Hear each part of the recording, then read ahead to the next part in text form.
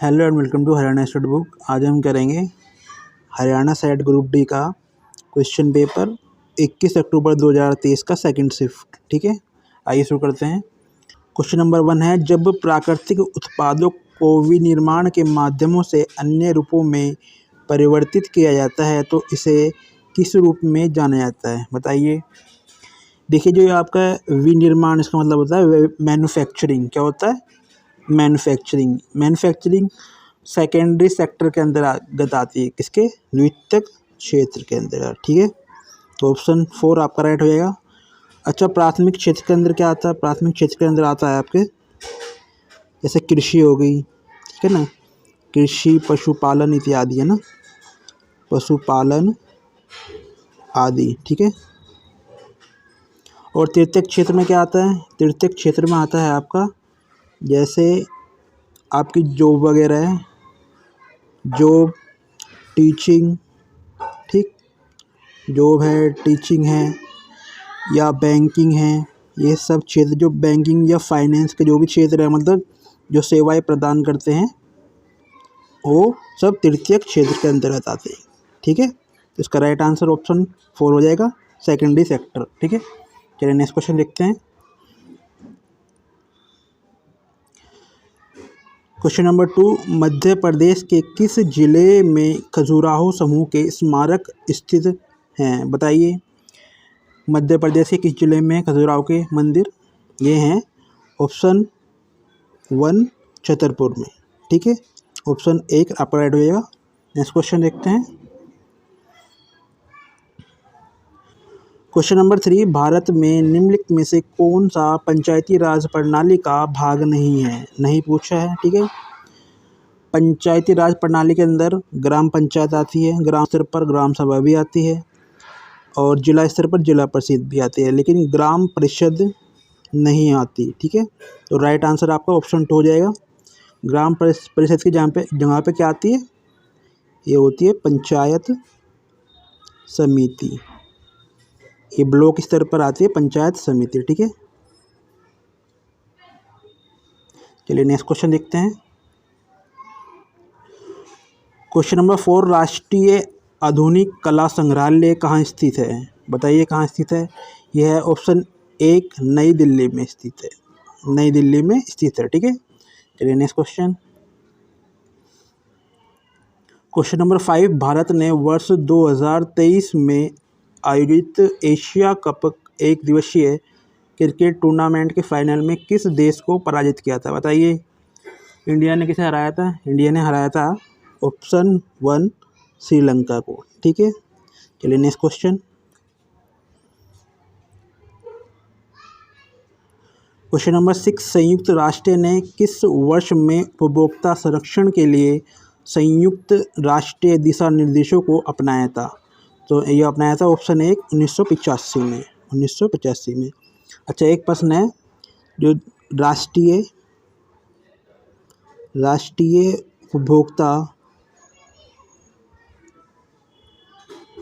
संरक्षण अधिनियम है, वो भारत के अंदर कब लागू किया गया था? किस वर्ष किया गया था? बताइए। ये किया गया था सन 1986 में। ठीक है, चलिए नेक्स्ट क्वेश्चन देखते हैं। क्वेश्चन नंबर 7, सालार जंग संग्रहालय कहाँ स्थित है? बताइए कहाँ स्थित है। ये है ऑप्शन 4 हैदराबाद, तेलंगाना के हैदराबाद में। ठीक है, चलिए नेक्स्ट क्वेश्चन देखते हैं। क्वेश्चन नंबर 8, लोकतांत्रिक सरकारों के बारे में निम्नलिखित कथनों पर विचार कीजिए, कौन सा कथन सही नहीं है? पूछा है। चलिए पढ़ते हैं। पहला कथन है, लोकतंत्र को प्रतिनिधात्मक लोकतंत्र के रूप में भी जाना जाता है। बिल्कुल सही है। दूसरा है, लोकतंत्र सार्वभौमिक वयस्क मताधिकार की गारंटी देता है। ये भी बिल्कुल सही है। तीसरा है, लोकतंत्र में लोगों को अपने नेताओं को निर्वाचित करने का अधिकार होता है। ये भी बिल्कुल ठीक है। चौथा है, लोकतंत्र को अल्पतंत्र के रूप में जाना जाता है। ये गलत है आपका। ठीक है, तो राइट आंसर आपका क्या हुआ? Option number 4। ठीक है, चलिए नेक्स्ट क्वेश्चन देखते हैं। क्वेश्चन नंबर 9, पृथ्वी को नीला ग्रह क्यों कहा जाता है? बताइए क्यों कहा जाता है? क्योंकि पृथ्वी का 71% से अधिक पानी से आच्छादित भाग है, ठीक है ना, तो इसलिए ही पृथ्वी को नीला ग्रह कहा जाता है, ठीक है। चलिए नेक्स्ट क्वेश्चन देखते हैं। क्वेश्चन नंबर 10, गांधी जी दक्षिणी अफ्रीका से भारत में किस वर्ष वापस आए थे? अच्छा बताइए गए किस वर्ष थे? दक्षिण अफ्रीका यानी कि साउथ अफ्रीका गए थे सन 1893 में, ठीक है। लौटे कब थे वापस? ये लौटे थे वापस, बताइए कब लौटे थे? ये लौटे थे 9 जनवरी 1915 को। इसी वजह से 9 जनवरी के दिन भारत में प्रवासी भारतीय दिवस के रूप में मनाया जाता है, इसी कारण, ठीक है ना, प्रवासी भारतीय दिवस, ठीक है। तो इसका राइट आंसर क्या हुआ? ऑप्शन 4 1915। चलिए नेक्स्ट क्वेश्चन देखते हैं। क्वेश्चन नंबर 11 है, भारत के राजनीतिक भविष्य को निर्धारित करने के लिए ब्रिटिश सरकार ने 1927 में एक आयोग को भेजा था, जिसका नेतृत्व किसने किया था? बताइए इसका नेतृत्व किया था। ऑप्शन 2 लॉर्ड साइमन ने। देखिए बना कब था? ये बना था 8 नवंबर 1927 में। कहाँ पर बना था? ब्रिटेन में, ब्रिटेन की पार्लियामेंट में, ठीक है। इसको क्या बोलते थे? साइमन कमीशन, या इसको श्वेत आयोग भी बोला जाता था, क्योंकि इसमें एक भी भारतीय शामिल नहीं था, इसलिए इसको श्वेत आयोग भी कहा गया। श्वेत आयोग। ये भारत में कब आया था? भारत में आया था 3 फरवरी 1928 को, ठीक है। एक क्वेश्चन था इसके अंदर सदस्य कितने थे टोटल? साइमन कमीशन के अंदर टोटल सदस्य कितने थे बताइए? ये तो आपका सेट मेंस में भी पूछा गया है। टोटल सदस्य थे 7। देखिए 7 से साइमन और 7 से 7, ठीक है, आपको याद हो जाएगा। चलिए नेक्स्ट क्वेश्चन देखते हैं। क्वेश्चन नंबर 12, सुमेलित कीजिए। सूची 1 दी हुई है और सेकंड दी हुई है, ठीक है। चलिए करते हैं। रैयत क्या होता है? रैयत बोलते हैं जो छोटे किसान होते हैं ना, छोटे किसानों को बोलते हैं रैयत, ठीक है। इनको हम खेतिहर भी बोलते हैं। क्या बोलते हैं? खेतिहर। तो इसका मिलान तो सेकंड से हो गया पहले का। महल किसको बोलते थे पहले समय में? महल बोलते थे गांव को, ठीक है। और निज का मतलब होता था अपनी भूमि पर खेती करना। और रैयती कौन होते थे? रैयती होते थे जो रैयत यानी कि किसानों की भूमि पर खेती करने वालों को रैयती कहा जाता था, ठीक है। तो राइट आंसर आपका क्या होगा इसमें होगा आपका राइट आंसर, देखते हैं। तो इसमें राइट आंसर होगा आपका 4, क्योंकि इसमें बी का फर्स्ट है और ए का सेकंड, यानी कि रैयत का मतलब खेतिहर। सी निज का मतलब क्या है? अपनी भूमि पर खेती करना। और डी रैयती का मतलब है रैयत की भूमि पर खेती करने वाला। तो ऑप्शन 4 आपका राइट हो जाएगा। चलिए नेक्स्ट क्वेश्चन देखते हैं। क्वेश्चन नंबर 13, किस महाद्वीप में देशों की संख्या सबसे अधिक है? तो ये है ऑप्शन नंबर 1, अफ्रीका में देशों की संख्या सबसे अधिक है, लगभग यहाँ पर 54 देश है। कितने? 54 देश, ठीक। एशिया महाद्वीप के बारे में जाने थोड़ा। यह है क्षेत्रफल और जनसंख्या की दृष्टि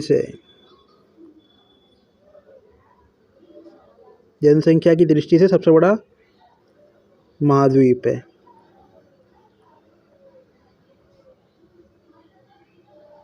सबसे बड़ा महाद्वीप, लेकिन इसमें देशों की संख्या अफ्रीका से कम है। देश कितने हैं इसके अंदर? देश है इसमें कुल 48 यानी कि 48, ठीक है, जबकि अफ्रीका में 54 देश हैं, ठीक।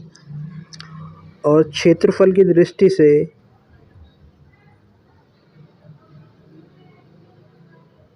सबसे छोटा महाद्वीप कौन सा है बताइए?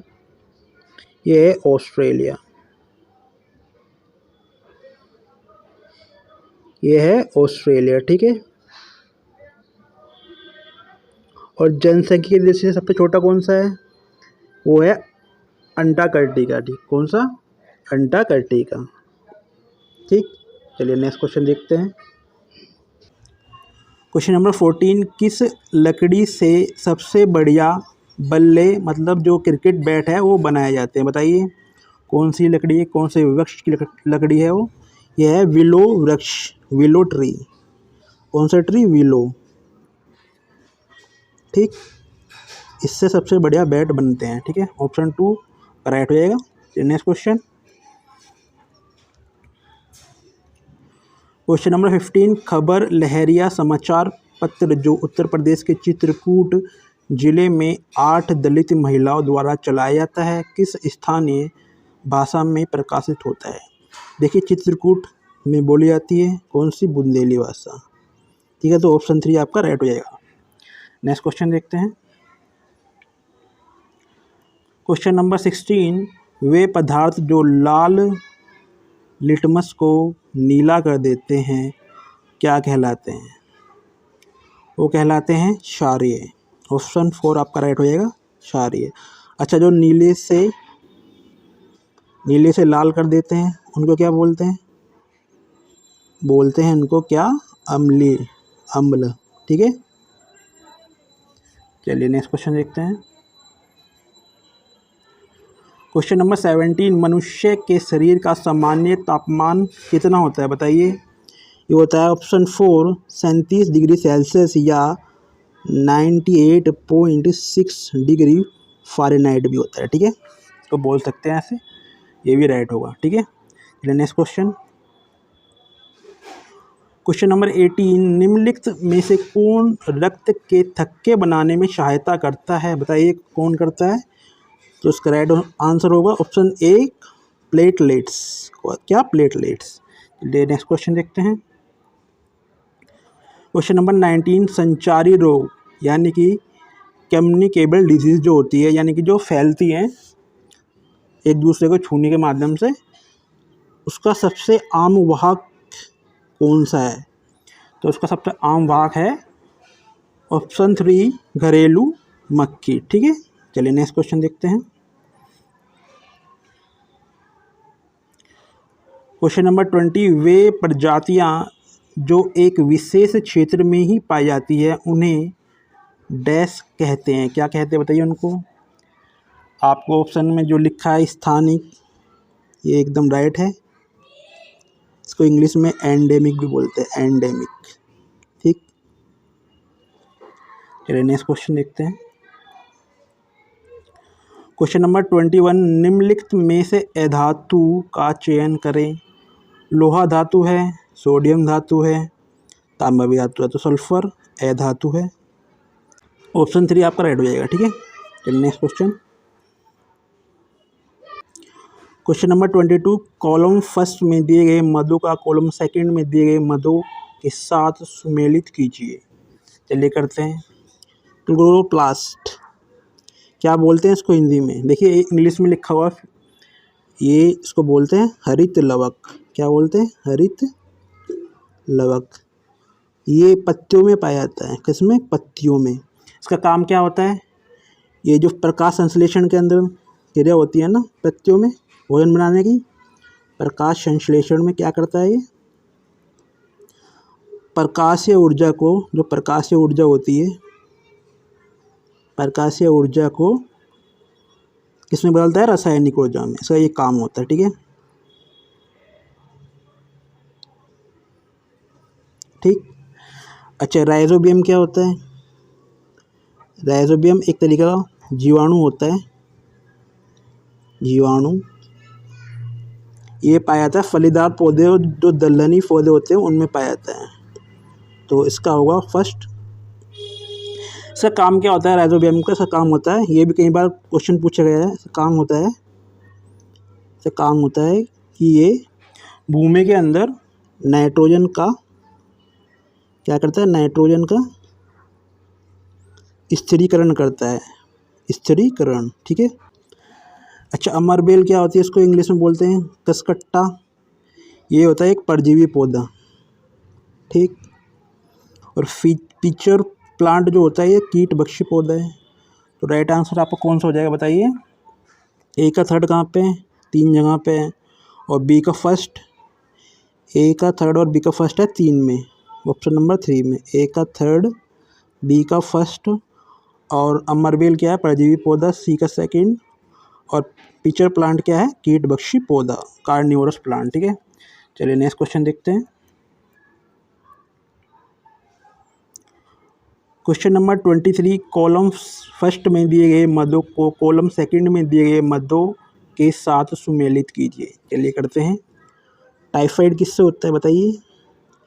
टाइफाइड होता है बैक्टीरिया यानी कि जीवाणु को से। कौन से जीवाणु से पूछ ले तो ये होता है सोलेमेनेला टाइफी नामक एक जीवाणु होता है, टाइफी। ठीक, सोलेमिनेला टाइफी।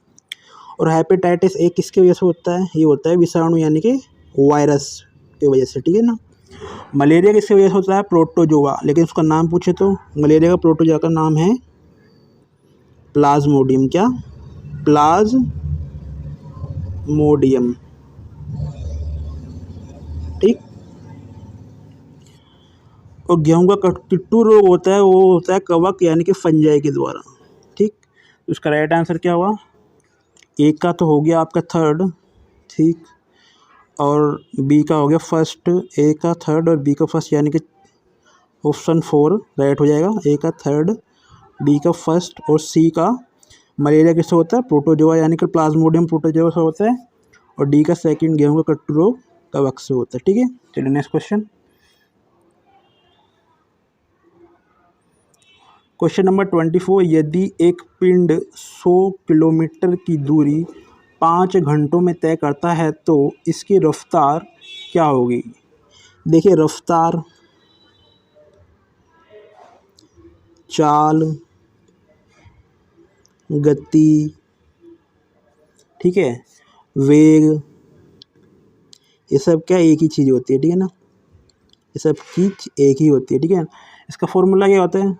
इक्वल टू दूरी अपोन में समय। ठीक है। दूरी कितनी दी हुई है?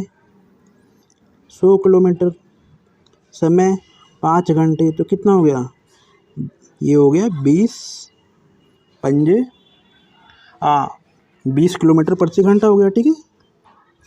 राइट आंसर आपका ऑप्शन 1 हो जाएगा, 20 किलोमीटर प्रति घंटा। चलिए नेक्स्ट क्वेश्चन देखते हैं। क्वेश्चन नंबर 25, निम्नलिखित में से कौन सा ऊष्मा का सबसे उत्तम चालक है? तो ऊष्मा का सबसे उत्तम चालक हो, चाहे विद्युत का सबसे उत्तम चालक हो, विद्युत का सबसे उत्तम चालक हो, एक ही है। कौन? चांदी। इसको सिल्वर बोलते हैं और Ag से डिनोट करते हैं। ठीक है। ऑप्शन 1 राइट हो जाएगा। चलिए नेक्स्ट क्वेश्चन। क्वेश्चन नंबर 26, रतौंधी रोग डैश की कमी के कारण होता है? बताइए किसी कमी के कारण होता है? रतौंधी रोग होता है विटामिन ए की कमी के कारण। विटामिन सी की कमी के कारण कौन सा होता है? स्कर्वी रोग। विटामिन डी की कमी के कारण क्या होता है? रिकेटस। और विटामिन बी की भी कमी के कारण क्या होता है? बेरी। कौन सा? बेरी। ठीक है। चलिए नेक्स्ट क्वेश्चन देखते हैं। क्वेश्चन नंबर 27, तिल चट्टा वायु नलिकाओं के नेटवर्क के माध्यम से सांस लेता है जिन्हें डैश कहा जाता है? बताइए क्या कहा जाता है? वायु नलिकाओं के नेटवर्क को जिससे तिलचट्टा सांस लेता है उनको बोला जाता है ऑप्शन 4 श्वास नली। ठीक है। इसको इंग्लिश में इधर देखिए ट्रैकिया भी बोला जाता है, ट्रैकिया। ठीक है। और गलफड़ा या गिल, इससे कौन सांस लेती है? मछली। कौन? मछली। ठीक। रंध्र किसमें पाए जाते हैं? रंध्र या स्टोमेटा, ये किसमें पाए जाते हैं? रंध्र पत्तियों में पाए जाते हैं। किसमें? पत्तियों में, पौधों की पत्तियों में। ठीक है, इससे पत्तियाँ सांस लेती हैं। और झिल्ली, झिल्ली तो कोशिकाओं में पाई जाती है। ठीक है, चलिए नेक्स्ट क्वेश्चन देखते हैं। क्वेश्चन नंबर 28, निम्नलिखित में से कौन सा अल्पता यानी कि किसी चीज़ की कमी से संबंधित रोग नहीं है? ठीक है, घेंगा किसी कमी से होता है? आयोडीन की कमी से। किसी कमी से? आयोडीन की कमी से। स्कर्वी होता है विटामिन सी की कमी से। एनीमिया किससे होता है? हीमोग्लोबिन या रक्त की कमी से। किसकी? हीमोग्लोबिन की कमी से। ठीक, लेकिन जो मलेरिया होता है वो किसी चीज़ की कमी से नहीं होता। वो तो आपने अभी पढ़ा होगा, प्लाज्मोडियम नामक, किसके नाम? प्लाज्मोडियम नामक प्रोटोजोआ के कारण होता है।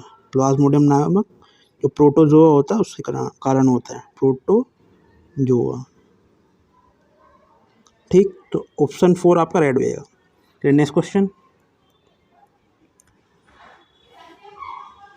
क्वेश्चन नंबर 29, निम्नलिखित में से कौन सा ग्रह लाल रंग का दिखता है? ये तो सबको पता होगा कि मंगल ग्रह लाल रंग का दिखता है। ठीक, अच्छा मुझे ये बताइए, जो शुक्र ग्रह होता है इसकी विशेषता बताइए, क्या क्या बोला जाता है? तो बहुत सारे नामों से पुकारा जाता है इसको। इसको बोला जाता है भोर का तारा, भोर का तारा। ठीक, इसको बोला जाता है संध्या का तारा, संध्या का तारा। सबसे गर्म ग्रह भी यही है, सबसे गर्म ग्रह कौन सा है? शुक्र। ठीक, सबसे चमकीला ग्रह भी शुक्र ही है। ठीक, इसका कोई उपग्रह नहीं है शुक्र का, इसका कोई उपग्रह नहीं है। किसका? शुक्र का। अच्छा, दो ग्रह ऐसे हैं जिनका कोई उपग्रह नहीं है, कौन सा? एक तो बुध हो गया और शुक्र ग्रह। दो उपग्रह ऐसे हैं जिनका कोई भी उपग्रह नहीं है। ठीक है, समझे अच्छे से। शुक्र ग्रह को पृथ्वी की बहन भी बोला जाता है, पृथ्वी की जुड़वा बहन। ठीक है ना, पृथ्वी की जुड़वा बहन। ठीक, तो बहुत सारे नामों से इसको पूछ लिया जाता है, कई बार क्वेश्चन में बुलाया जाता है। ठीक है, चलिए नेक्स्ट क्वेश्चन देखते हैं।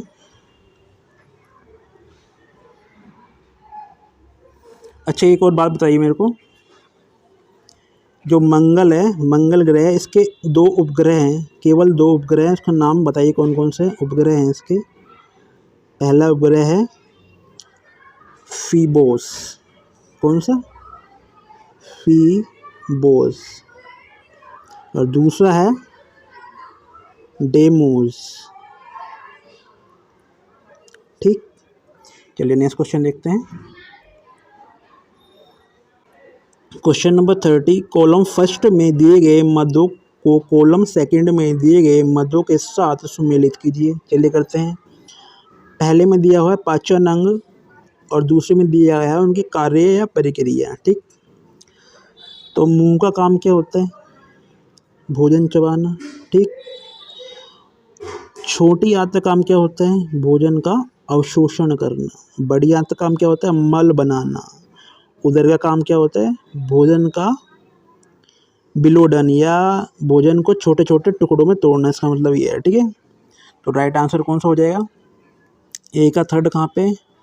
ए का थर्ड और बी का फोर्थ इधर ही है, और सी का सेकंड। तो ये दो आपका राइट हो जाएगा। ठीक है, चलिए नेक्स्ट क्वेश्चन देखते हैं।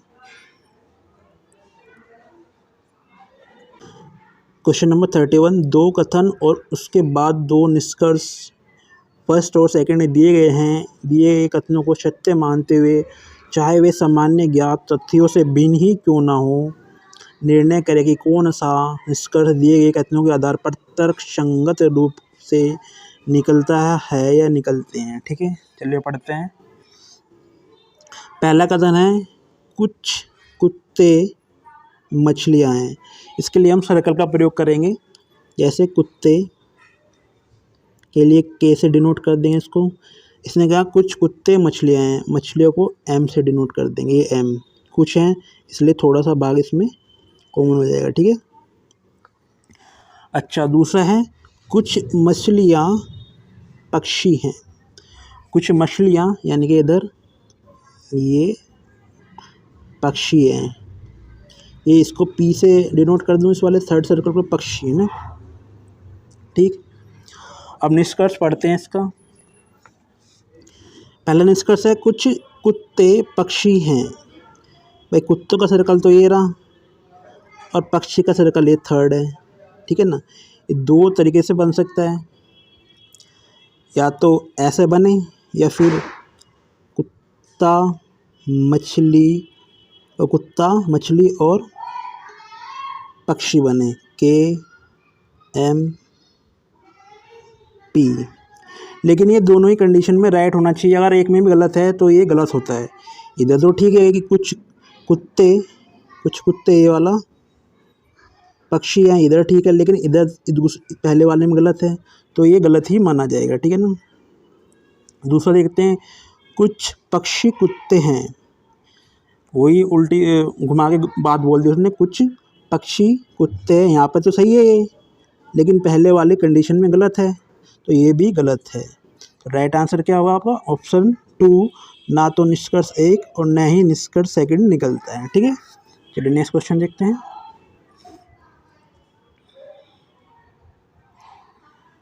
क्वेश्चन नंबर 32, उस विकल्प का चयन करें जो तीसरे पद से उसी प्रकार संबंधित है जैसा दूसरा पद पहले पद से संबंधित है। ठीक है।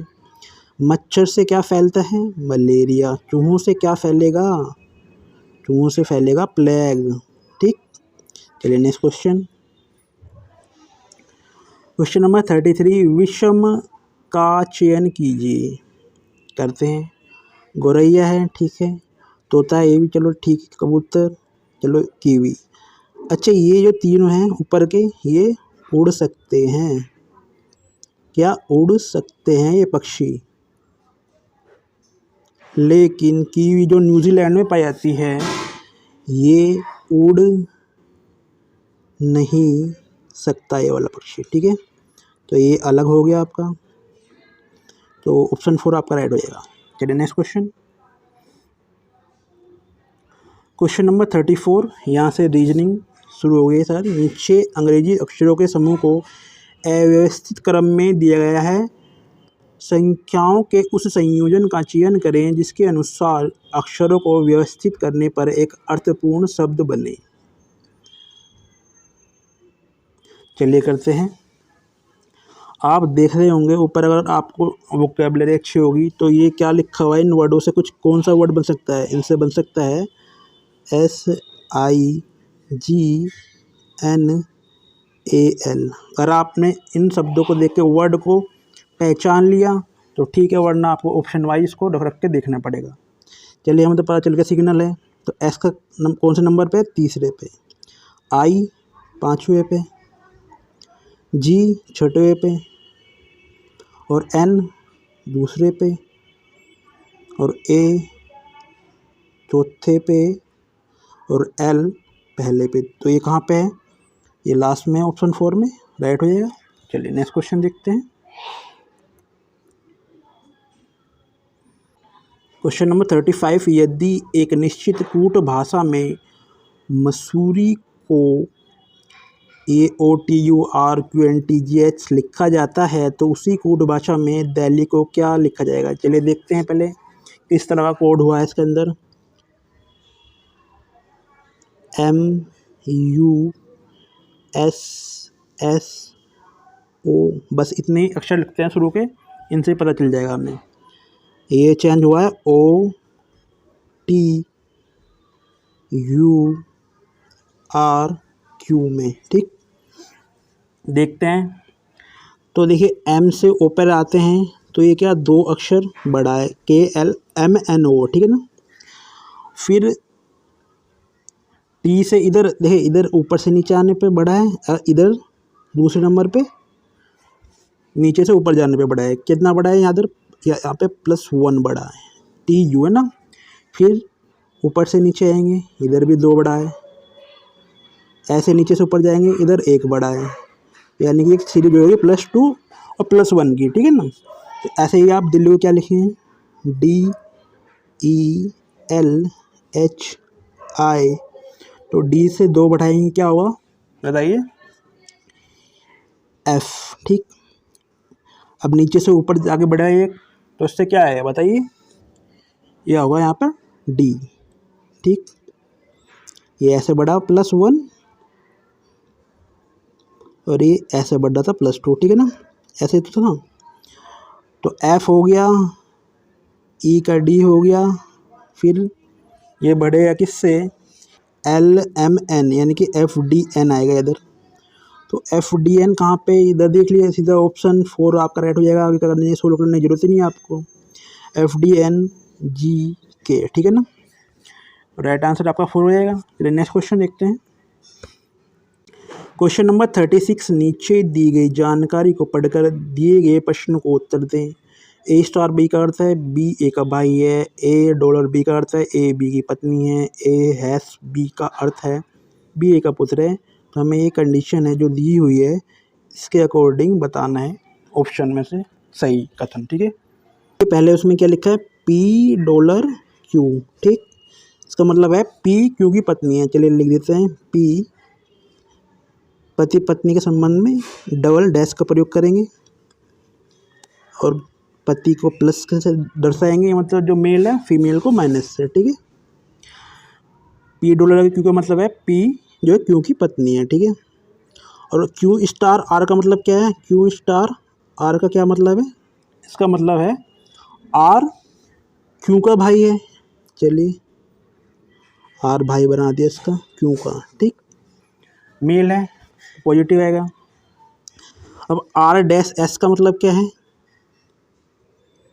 यह है, इसका मतलब है जो S है R का पुत्र है, S है तो इसको एक नीचे जनरेशन में भेज दे, नीचे वाले में, ठीक है ना। पुत्र है, ये भी प्लस बना दिया, ठीक है। अब पढ़ते हैं कथन। R Q के पिता है, भाई R Q के पिता कह सकते हैं, ये तो भाई है R Q, तो ये गलत है। S Q का भतीजा है, S ये Q बिल्कुल जी, ये भतीजा है, ये भतीजा है, भतीजा, ये सही है आपका सेकंड।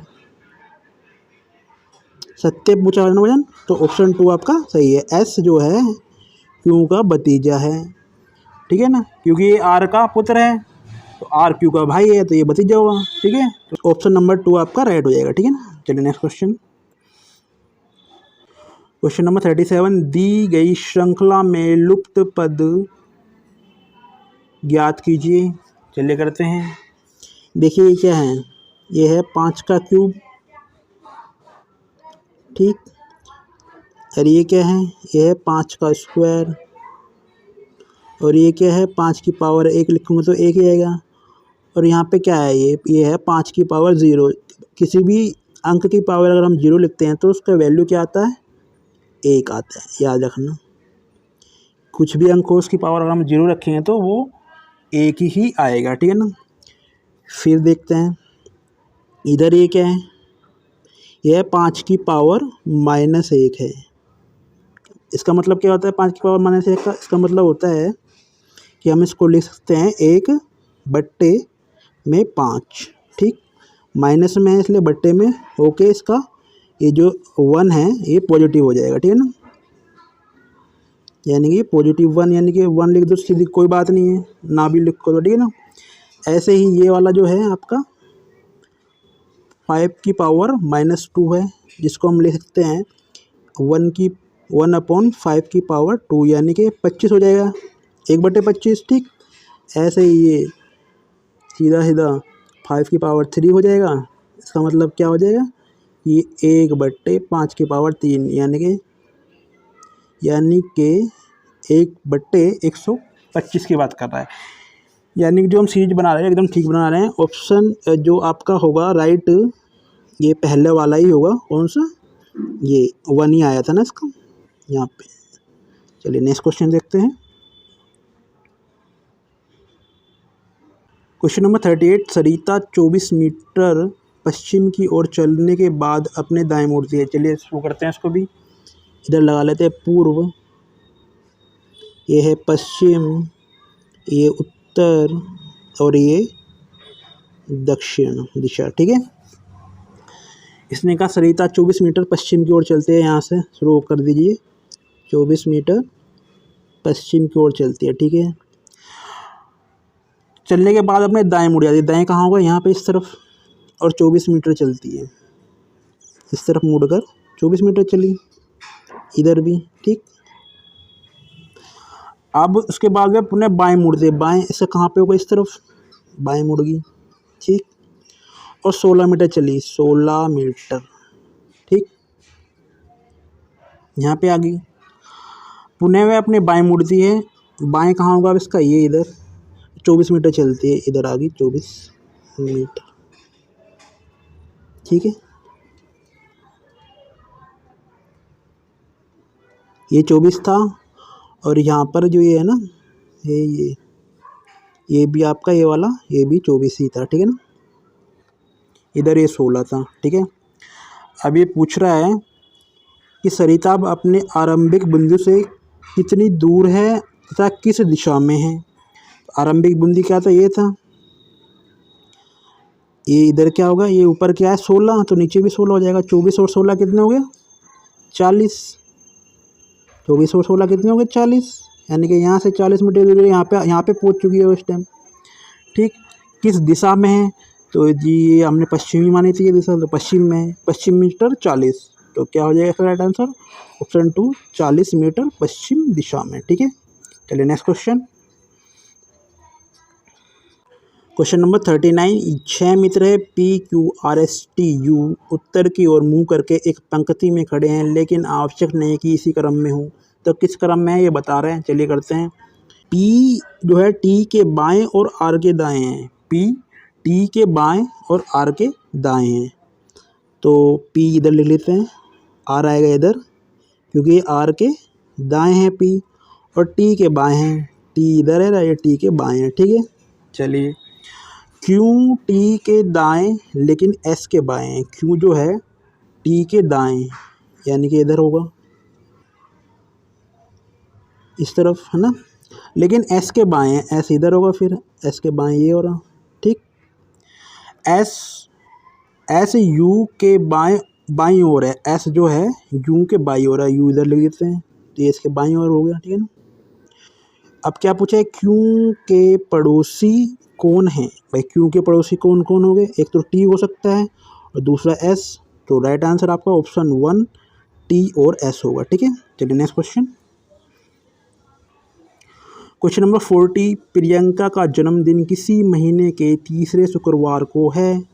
उसी महीने का चौथा दिन महीने का पहला सोमवार है। प्रियंका का जन्मदिन का दिनांक हमें पता करना है। ठीक है, तो इस महीने का चौथा दिन क्या बताया इसने, सोमवार।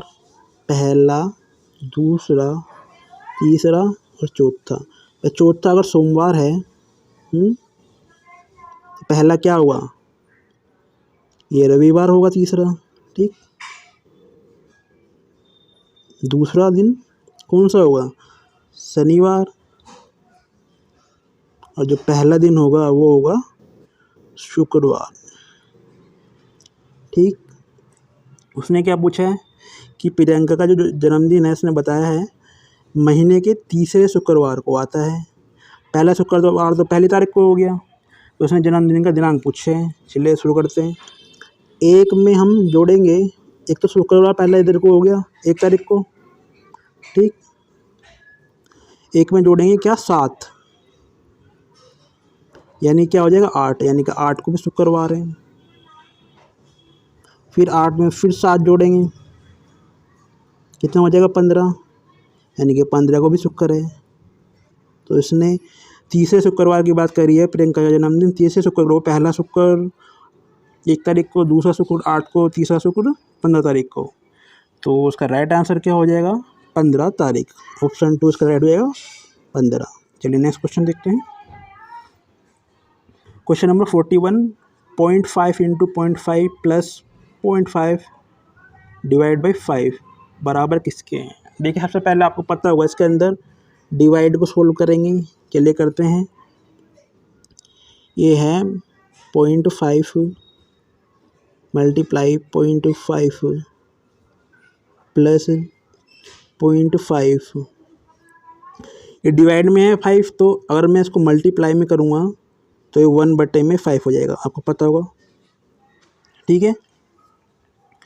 तो इसको काट देते हैं इस तरह से, 5 एकम 5, लेकिन यहाँ 0.5 है जो, यानी पॉइंट के बाद एक डिजिट है, तो यहाँ पर भी पॉइंट के बाद एक ही होना चाहिए ना, 0.1 आ जाएगा इधर, ठीक है। इसको काट के इस हिस्से को, समझ रहे हो, ये तो पता होगा आपको।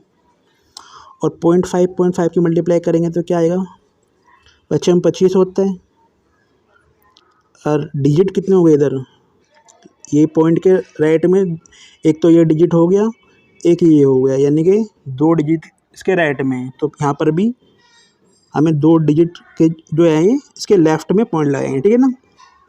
ये बराबर क्या होगा 0.25, और इधर से क्या आया था ये प्लस का 0.1, इसको जोड़ेंगे तो क्या हो जाएगा बताइए, 0.25 और 0.1 जुड़ेगा तो कितना हो जाएगा बताइए, ये हो जाएगा 0.35। Right answer option 1। चलिए नेक्स्ट क्वेश्चन। क्वेश्चन नंबर 42, 3 संख्याएं हैं 2p, 5p और 7p, इनका एलसीएम लेना है। देखिए एलसीएम में क्या लेते हैं, जो चीज़ कॉमन है पहले उसको लिख लेते हैं। इसमें कौन कौन सा कॉमन है, p कॉमन है सब में, एक बार लिख के जो चीज़ कॉमन है उसको एक बार लिखेंगे, फिर मल्टीप्लाई का साइन लगाएंगे, फिर जो जो चीज़ कॉमन नहीं है उन सबको लिख लेंगे। 2 कॉमन नहीं है, 5 भी कॉमन नहीं है, इंटू 7 भी नहीं है, ठीक है। क्या आ जाएगा, 2 पंजे 10, 70, यानी कि 70 30 का आंसर हो जाएगा, एलसीएम हो जाएगा। तो राइट आंसर क्या है ऑप्शन 3 70 पे, ठीक है। चलिए नेक्स्ट क्वेश्चन। क्वेश्चन नंबर 43, किसी राशि पर 3/4% वार्षिक दर से 2/1/3 वर्षों का साधारण ब्याज ₹210 है। तो राशि हमें प्राप्त कर मतलब ज्ञात करनी है पी। तो आर कितना दिया हुआ है, इसको सिंपल कर लेते हैं थोड़ा। आर है 3/4, यानी कि 3 चौक 12 और 15/4% हो जाएगा ना, ऐसे लिखेंगे ना। और टाइम कितना है 2/1/3, तो उसको कैसे लिख देंगे, 2 से 6 और 1 7, 7/3%, ठीक है। ब्याज दिया हुआ है 210, आपको पता है फॉर्मूला साधारण ब्याज का, SI यानी कि simple interest equal to P यानी कि मूलधन, R इंटू यानी कि जो ब्याज की दर है इंटू टाइम समय अपॉन में 100, ये होता है फॉर्मूला, ठीक है। ये तो पता ही होगा। चलिए इसमें रख देते हैं, इसको तो थोड़ा क्लियर कर लेते हैं पहले।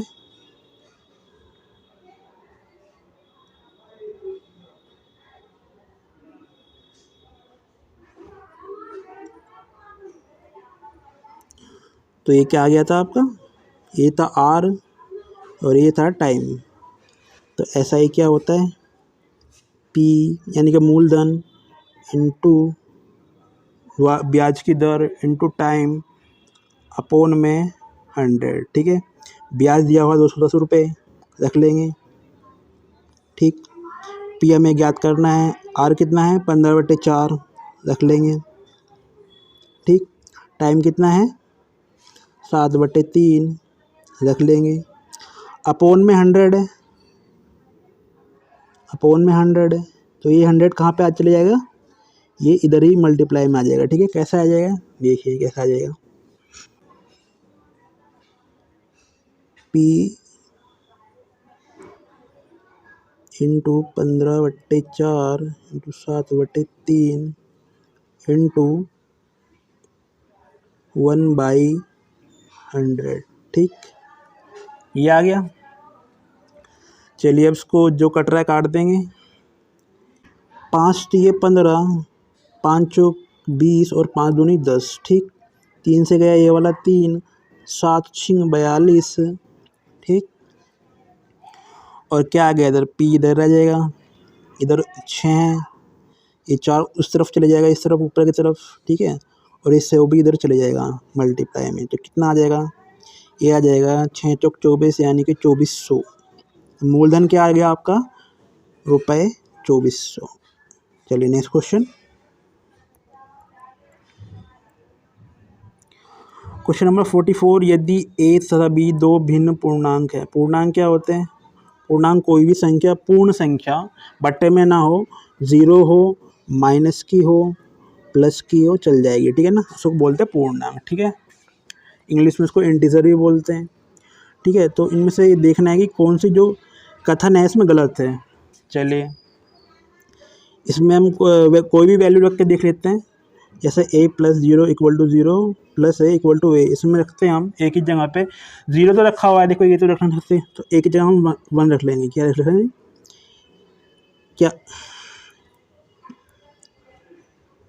क्या रख लेंगे, एक ही जगह हम 1 रख लेते हैं इधर पहले वाले में। ठीक है, तो क्या आ जाएगा, ये आ जाएगा a + 0 यानी 1 + 0 = 0 + 1 = 1, यानी कि ये 1 = 1 = 1, यानी कि ठीक है। पहला मतलब कंडीशन ठीक है, इसने पूछा है कौन सा गलत है। ठीक है ना, चलिए दूसरा चेक करते हैं। इधर भी a की वैल्यू हम 1 ही रखेंगे। ठीक है ना, ये वाला, तो इधर रखते हैं 1 - 0 = 1 not equal to 0 -1 एक ही जगह। ठीक है, तो इतने इधर क्या 1 हो जाएगा = 1। ठीक, नॉट इक्वल टू ये -1, तो ये भी ठीक है, 1 = 1 होता है, और जो 1 है -1 के बराबर नहीं होता, यानी कि ये कंडीशन भी एकदम सही है आपकी। ठीक है, चलिए तीसरी और चौथी कंडीशन देखते हैं, इसको थोड़ा हटा देते हैं। तीसरी कंडीशन में इसमें देखेंगे हम, एक में 0 रख लेते हैं, a = 0 रख लेते हैं और b = 1। ठीक है, तो इसमें रख के देखते हैं क्या आता है, a + b = b + a होता है या नहीं। चलिए, यानी कि 0 + 1 या 1 + 0। हाँ, बात तो एक है, ये भी ठीक है, 1 = 1 आ जाएगा, ये भी ठीक है, ये भी ठीक है, ये भी। तो बच्चा कौन सा, आप छोड़ दीजिए सीधा, यही गलत होगा, निकालने की आपको ज़रूरत नहीं है। राइट आंसर आपका हो जाएगा 4। ठीक है, चलिए नेक्स्ट क्वेश्चन। क्वेश्चन नंबर 45, एक संख्या को दो भागों में इस प्रकार विभाजित किया गया कि पहले भाग का 5 गुना दूसरे भाग के 11 गुना में जोड़ने पर संख्या का 7 गुना प्राप्त हुआ। पहले भाग का दूसरे भाग से अनुपात ज्ञात करना है। देखिए इस प्रकार क्वेश्चन में हम option wise hit and trial का यूज़ करते हैं। ठीक है ना, मान लेते हैं इसमें कि पहली जो भाग है संख्या का 1 और दूसरा भाग है 2। ठीक है ना, तो उसने पहले भाग का 5 गुना दूसरे भाग के 11 गुना में जोड़ने पर जो संख्या प्राप्त होती है उस संख्या का 7 गुना, यानी कि 2 और 1 3, संख्या क्या है 3, 2 + 1 ये संख्या है 3, जो 1 और 2 में बांटी गई है 10 में पहले में। ठीक है ना, तो यानी कि 3 7 21, देखते हैं बराबर आ रही है 5, और ये इधर से हो गया 22, 22 और 5 कितने हो गए 27, और ये हो रही है 21, तो ये तो सही नहीं है ये वाला ऑप्शन। ऐसे ही सभी ऑप्शन चेक कर लेंगे। ठीक है ना, 2 3 को चेक करेंगे, 2 × 5 + 3 × 11 और 2 और 3 इसमें जोड़ेंगे तो क्या होगा 5, ये 7 गुना के बराबर होगी या नहीं, तो 10 और ये 33, कितने को 44, और ये 5 7 35, ये भी बराबर नहीं है। तो ये अभी तीसरा ये ऑप्शन है, ये चेक करते हैं। चलिए देखते हैं इसको हटा के। तीसरा ऑप्शन चेक करेंगे। इसमें पहला पार्ट 2 है इसका 5 गुना, और दूसरा पार्ट है इसमें 1 यानी कि इसका 11 गुना जोड़ के 2 + 1 इसमें से कितना है टोटल है संख्या 3, यानी कि इसका 7 गुना होना चाहिए। देखते हैं 2 पंजे 10 + 11 एकम 11 और इक्वल टू 21। तो इधर भी 21 और इधर भी 21। तो राइट आंसर आपका एकदम सही है, सेटिस्फाई कर रहा है कंडीशन को। ऑप्शन 3 आपका राइट हो जाएगा। ठीक है, नेक्स्ट क्वेश्चन। Question number 46। किसी संख्या का आधा दूसरी संख्या के 65% के बराबर है। पहली संख्या का दूसरी संख्या से अनुपात। चलिए देखते हैं। पहली संख्या मान लेते हैं हम x, इसका आधा दूसरी संख्या मान लेते हैं y के 65% के बराबर है ना। 65% है तो प्रतिशत को हटाने के लिए क्या कर देंगे, बट्टे में 100 लगा देंगे, है ना। ठीक है, ये बोल रहा है नहीं। चलिए करते हैं। 5 एकम 5, ये 15, 5 दूनी 10 और ये 2 से इधर से डायरेक्ट कट जाएगा, 2 धाम 20। तो इसका अनुपात पूछा यानी कि x/y पूछा है, तो xy को इस तरफ इसके नीचे ले आएंगे x/y। ऊपर में क्या बचा है 13, नीचे में बचा है 10। तो क्या हो जाएगा 13:10। ऑप्शन 2 करेक्ट हो जाएगा। चलिए नेक्स्ट क्वेश्चन।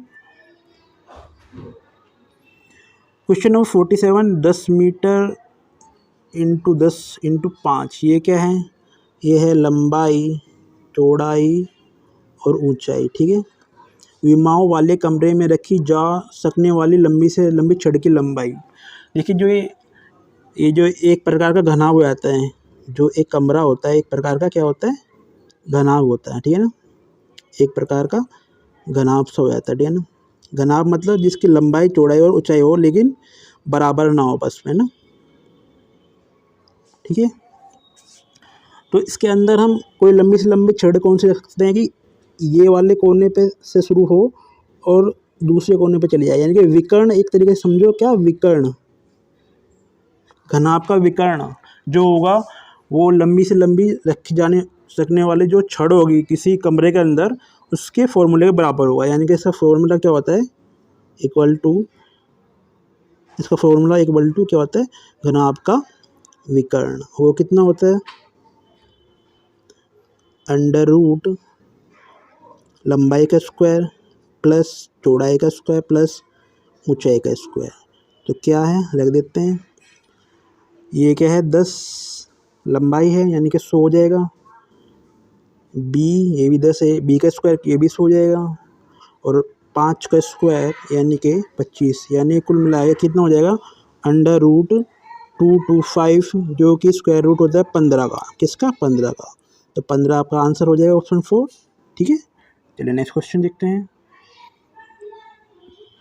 Question number 40। कितने वर्षों में ₹800 की राशि 10% वार्षिक चक्रवृद्धि ब्याज की दर से ₹926.10 हो जाएगी, जबकि ब्याज प्रति छमाही। ध्यान रखना ये प्रति छमाही है। ठीक है ना, जब ब्याज छमाही होता है तो जो आर की दर होता है वो आधी होती है। आर कितनी दी हुई है, 10%। तो यानी कि ये हो जाएगी क्या, आधी। कितनी हो जाएगी, 10 का आधा कितना हो जाएगा, हो जाएगा 5%। ठीक, इतना समझ गए। ठीक है, 5% को क्या ले सकते हैं हम, 5/100% हटाते हैं। ठीक है ना, और 5/100 को 1/20। ठीक, कितना समझ में आ गया। चलिए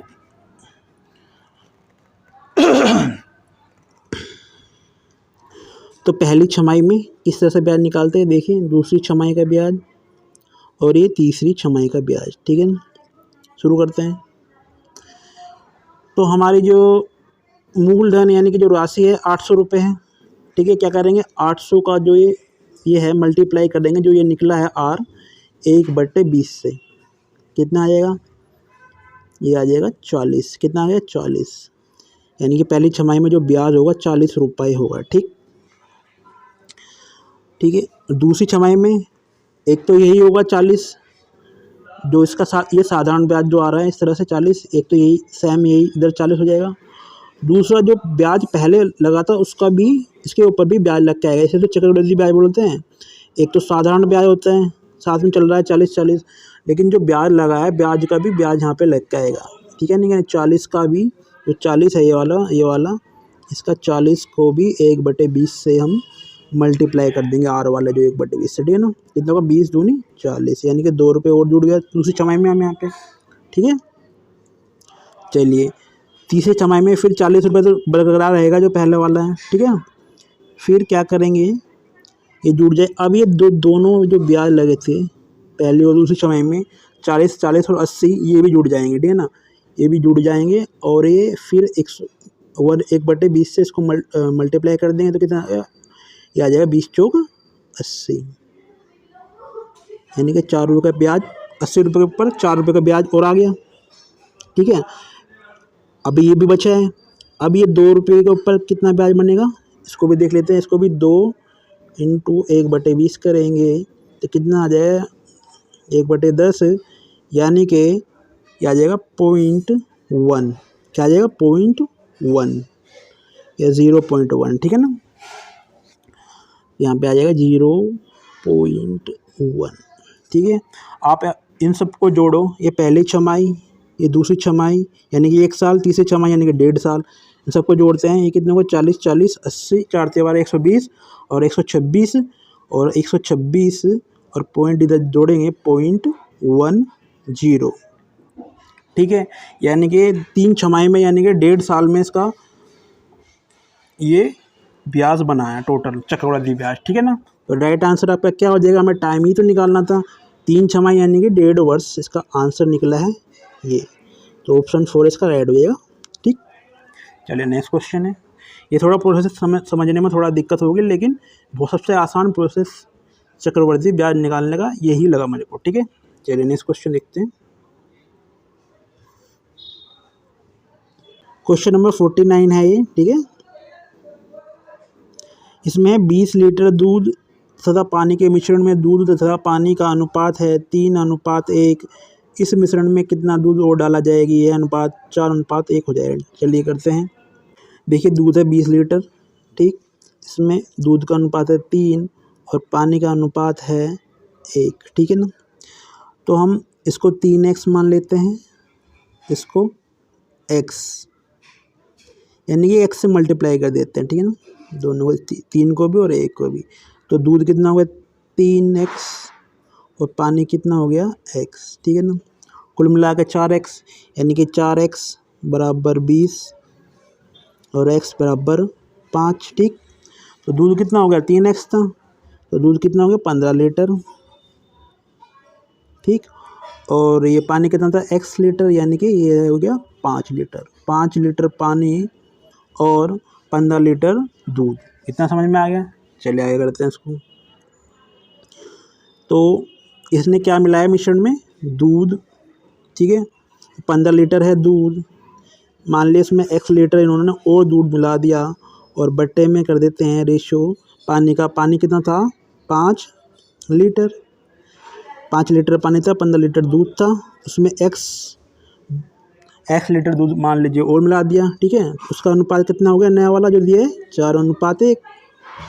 अच्छा क्रॉस मल्टीप्लिकेशन कर दीजिए बस, 15 + x = 20, ठीक। कितना हो जाएगा x = 5, यानी कि 5 लीटर दूध और मिलाया गया, ठीक है। ऑप्शन 1 राइट हो जाएगा 5 लीटर, ठीक है। चलिए नेक्स्ट क्वेश्चन देखते हैं। क्वेश्चन नंबर 50 इस वीडियो में ये लास्ट क्वेश्चन होगा, बाकी के जो 50 क्वेश्चन है अगली वीडियो में कराऊंगा, ठीक है ना। इसमें चलो करते हैं।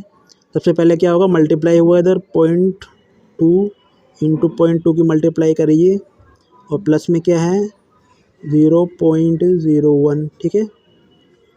तो 0.1 इधर नीचे मल्टीप्लाई हुआ 0.1 से प्लस में 0.02, ठीक है ना। पहले होगा मल्टीप्लाई यानी कि 2 दूनी 4, 4 को मल्टीप्लाई कर दीजिए। टोटल राइट में डिजिट कितने हैं इसके, एक डिजिट तो ये हो रहा, एक ये रहा 2, तो इधर ही जो पॉइंट आएगा 2 डिजिट लेफ्ट में हो जाएगा, ठीक है ना।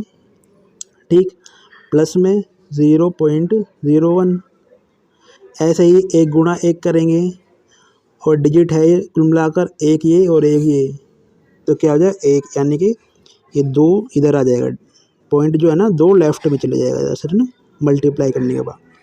और प्लस में कितना है ये 0.02। चलिए इसको क्या कर लेते हैं, जोड़ लेते हैं, कितना आएगा, ये आएगा 0.05 अपॉन में ये आएगा 0.03, यानी कि पॉइंट से पॉइंट गया, क्योंकि बराबर संख्या इधर पॉइंट के बाद इधर भी बराबर संख्या है, तो पॉइंट से पॉइंट गया 0 से 0, यानी कि 5/3। तो ऑप्शन बी आपका राइट हो जाएगा। आई होप आपको वीडियो अच्छी लगी होगी। वीडियो अच्छी लगी तो वीडियो को लाइक करना, चैनल को सब्सक्राइब करना। मिलते हैं नेक्स्ट वीडियो में, तब तक के लिए टेक केयर, बाय बाय।